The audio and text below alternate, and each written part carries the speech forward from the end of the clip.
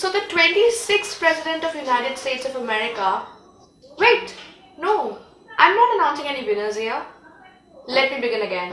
So hi guys, this is Sankalpita and you are watching bookGeeks India, which is a channel where I make book-related videos. So if you enjoy books, if you like books, if you love reading, make sure you subscribe to my channel, turn that notification on, like and share my videos, and please do comment.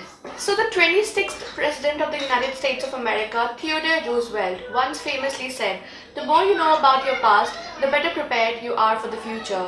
And I totally agree with him, and hence I like and recommend reading history books. Now since I'm such a big history enthusiast, I obviously have a huge collection of history books. So in this video I'll show you 6 of the Indian history books which I own. Now I have world history also, but in this video I'm going to show you only Indian history, and this will be a part of a series. I have many other books to show you which I'll show you in the coming months, but for now only 6 books are there.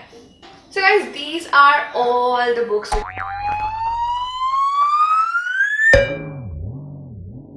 I'm gonna show you in this video. You can have a look here. Now guys, the first book which I'm gonna show you is Himalayan Blunder by Brigadier J.P. Darley. So this is the video of India's most crushing military disaster, which was the Sino-Indian War of 1962, and this has been told by a person who actually fought in the war. So Brigadier Darley fought as the commander of an infantry brigade in the Northeast Frontier Agency, and he was eventually caught by the Chinese forces and held in prison for 7 months. Now the book was published in 1969, and this is an insider account with most shocking details. Amongst all the books which are based on the 1962 Sino-Indian War, this book is considered to be the most authentic and accurate version of the events which unfolded. Now due to its sensitive subject matter and portrayal of Indian leaders in the negative light, leaders like Pandit Jawaharlal Nehru, the then Defence Minister V.K. Krishnan Menon, and General Brij Mohan Kaul, this book was banned upon its release, and the ban was only later lifted. Now I read this book in the early months of 2012 and I found it to be a really awesome read.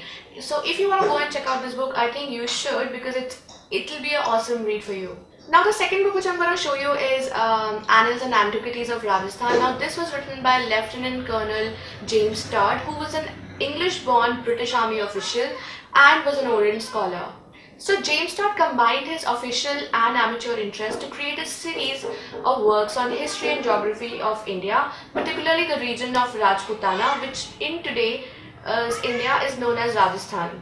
Now a few of Todd's works have been criticized for their inaccuracies and biasness, but he is still highly regarded in many parts of India, particularly in those communities whose ancestors he praised.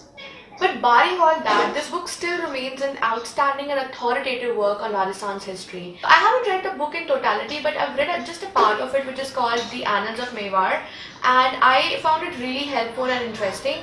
Now that might be because I myself am a Rajput, so I might be biased. But yeah, this is a very good book to own if you can get your hands on it. So the next book which I'm going to show you is The Hindu History, and it's written by A.K. Majumdar. Now religion and philosophy have always been a guiding force in India, and they have played major roles in society molding and nation building. Now the Hindu history traces the growth of Hinduism and the Indian nation from 3000 BC to 1200 AD. Now this book was written in the earlier part of the 20th century, and somehow it did not gain much popularity. I picked up this book from my recent trip to Hyderabad, where I found really interesting and at least worth a shot. The next book which I'm going to show you is Shimla, the summer capital of British India, which is written by Raja Bhasin. Now this book is an extraordinary and very interesting account of the history of Shimla from its time as a quaint little village to its becoming the ultimate summer capital of the British India. Now it is really interesting to think that this village turned capital is the place from where a fifth of the human race was governed for almost a century. Now this is true because for most months of the year, Shimla was the only real capital. The British moved to Kolkata and later to Delhi only for the few harsh winter months. Now this book is another of my travel picks which I got from the time I went to Shimla, and I bought it from a bookstore in the Viceregal Lodge, which is now called the Rashtrapati Niwas. Now I haven't read it yet, but it's definitely on my TBR list. In 1930, Will Durant, the famous American historian and philosopher, famously said that Britain's conscious and deliberate bleeding of India was the greatest crime in all history. So guys, the book I'm talking to you about is An Era of Darkness, and it's written by Shashi Tharoor. Now this book was not bought by me, this was sent to me by Rupa Publications, and I'm really planning to read it soon, possibly in the coming April month. Now when the East India Company took control of the country after the collapse of Mughal Empire, India's share in world GDP was 23%, and when they left us, it was only 3%.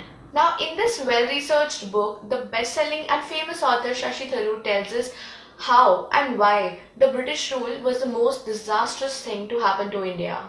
The next book which I'm going to show you is 1857, The Real Story of the Great Uprising, and it's written by Vishnu Bhatt Godse Virsaikar and translated by Mrinal Pandey. Around the middle of 19th century, when British had consolidated its hold over the entire subcontinent, a Brahmin by the name of Vishnu Bhatt Godse Virsaikar decided to cross the Vindhya mountains along with his uncle in search for some money.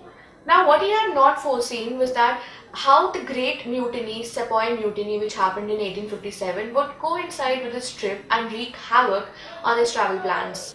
Now this book was a unique first-person eyewitness account of this person on his journey during the Sepoy Mutiny, and which was recorded only after he returned to home several years later. And this is perhaps the only documentation of a momentous period in the history of India recorded by an impoverished but learned beggar priest. Now this book was sent to me by HarperCollins Publishers, and somehow I just missed reading it, but still it's in my TBR. I don't know when I'll read it, but I'll surely do. So guys, those are all the 6 books which I wanted to show you. Now I have many more history books which I'll be covering in the coming months. So this will be a kind of series where I show you all my collection one by one over a period of months. And hope you enjoyed this video. If you did, don't forget to hit that like, subscribe, share and comment. And do let me know if you want me to read some book and review it. I already have a review request from Sid Book Reviewer for The Era of Darkness, and also because it has been sent to me by Rupa Publications, I'm soon gonna read it. So that is one book I'll definitely review. And if you want me to review anything else, please do let me know. Bye bye.